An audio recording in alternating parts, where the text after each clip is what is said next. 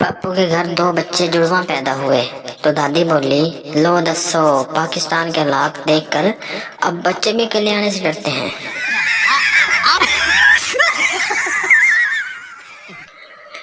एक मच्छर दूसरे मच्छर से बता रहा था कि आजकल तो जिस शख्स का भी खून चूसो रूह अफ़ज़ा का ही टेस्ट आता है। दूसरा बोला, सही कह रहे हो यार, मुझे तो शुगर ही हो चली है।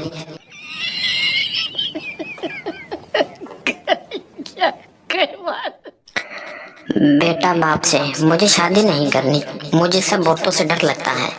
बाप हंसते हुए, बेटा शादी कर लो, फिर सिर्फ एक ही औरत से डर लगेगा और बाकी सब अच्छी लगेंगी।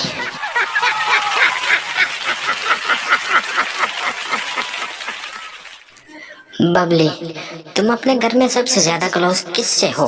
पप्पू, चार्जिंग प्लग से। ऊपर से जहाज गुजर रहा हो तो साइड में हो जाना चाहिए, क्या खबर पीआईए का हो।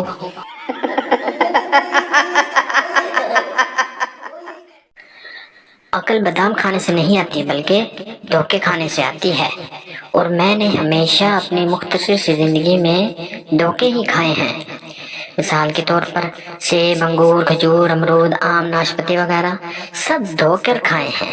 आप भी धोखे खाया करें।